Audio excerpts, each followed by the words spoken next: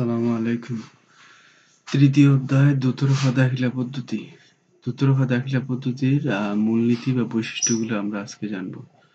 তো দোতরফা দাখিলা পদ্ধতির কিছু মূলনীতি বা বৈশিষ্ট্য আছে যেগুলোর উপর ভিত্তি করে আমরা প্রত্যেকটা লেনদেনকে দোতরফা দাখিলা পদ্ধতি অনুযায়ী কি করতে পারি মানে সাজাতে পারবো আমরা।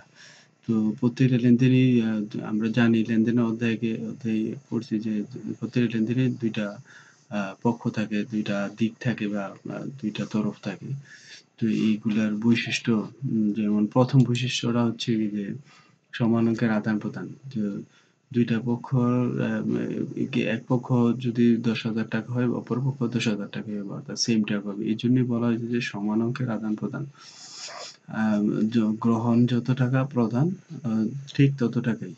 এই জন্য এটাকে বলা হয়েছে সমান অঙ্কের আদান-প্রদান। তাহলে দোতরফা দাখিলা পদ্ধতির প্রথম বৈশিষ্ট্যটা হচ্ছে কি যে দুইটা দিকেই সমান অঙ্কের টাকা থাকবে।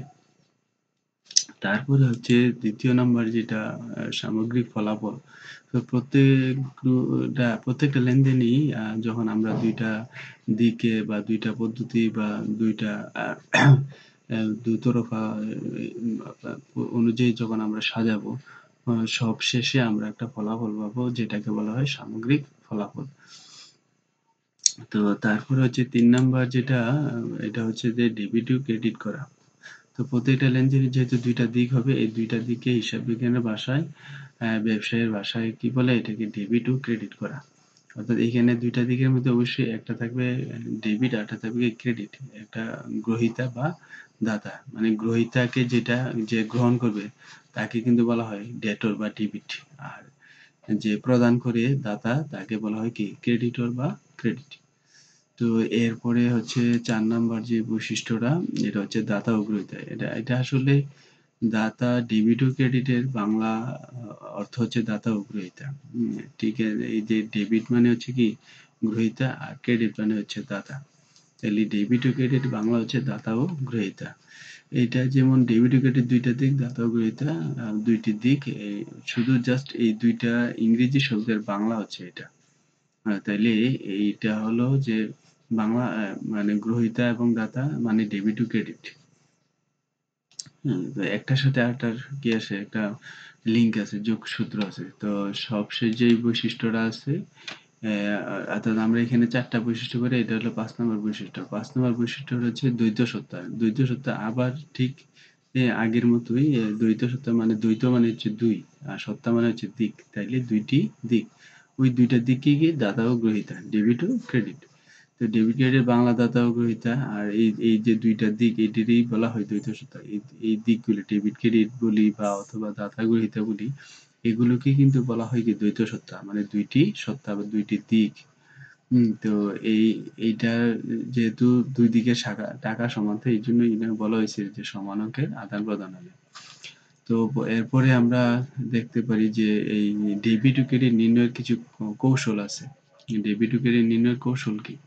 কৌশলের মধ্যে দেখা যায় যে আমরা যে লেনদেনগুলো পাই বিশেষ করে দেখা যাবে যে সম্পদ এবং ব্যয় এই ধরনের লেনদেন পাবো। তারপরে যে দায়, আয় ও মালিকানা সত্ত্ব এই ধরনের লেনদেন পাবো। তো এখানে দেখা গেছে যে সম্পদ ও ব্যয়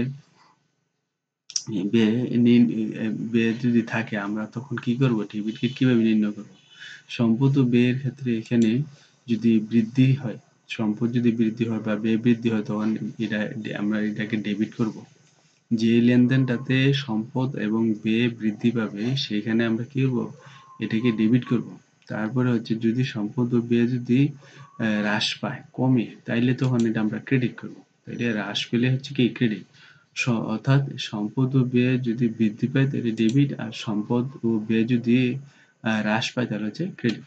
এরপরে আমরা দেখব যে দায়, আয় ও মালিকানা সত্ত্ব। তো দায়, আয় ও মালিকানা সত্ত্ব এই যে ৩ টা আছে এগুলো যদি মানে হ্রাস পায় তখন আমরা ডেবিট করব।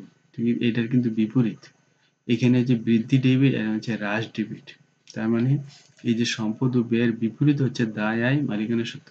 তাহলে দায়, আয়, মালিকানা সত্ত্ব যদি হ্রাস পায় তখন আমরা ডেবিট করব। আর বৃদ্ধি পেলে ক্রেডিট করব। বৃদ্ধি পেলে ক্রেডিট করব। যদি দায়, আয়, মালিকানা সত্ত্ব বৃদ্ধি পায় তখন আমরা এটার ক্রেডিট করব। তাহলে এখানে এটার বিপরীত হচ্ছে ঠিক এটা। এখানে দেখা যাচ্ছে যে বৃদ্ধি ডেবিট এখানে যে হ্রাস ডেবিট। এখানে হচ্ছে হ্রাস ক্রেডিট, এখানে হচ্ছে বৃদ্ধি ক্রেডিট। তাহলে ঠিক সম্পদ ও ব্যয়ের বিপরীত যদি আমরা মনে রাখতে পারি, তাহলে দেখা যাবে যে এটা মুখস্থ ছাড়াও বা মুখস্থ করলে সহজে এগুলো মনে থাকবে যদি আমরা বুঝে বুঝে পড়ি। তো এই ছিল দ্রুত বা দাখিলা পদ্ধতির মূলনীতি বা বৈশিষ্ট্য। আমরা দেখলাম যে দ্রুত বা দাখিলার মূলনীতি বা বৈশিষ্ট্য হচ্ছে কয়টি? 5টি। আর এখানে ডেবিটকে নির্ণয়ের 2টা কৌশল আমরা শিখে রাখলাম। এগুলো যদি মনে রাখতে পারি তাহলে দেখবে গাণিতিক সমস্যাগুলো সমাধান করতে সহজ হবে, সংক্ষিপ্ত প্রশ্ন উত্তর দিতে সুবিধা হবে। তারপরে তারপর নৈবেদিক প্রশ্ন উত্তর করতে সুবিধা হবে। এগুলো আমরা মনে রাখার চেষ্টা করব। ধন্যবাদ।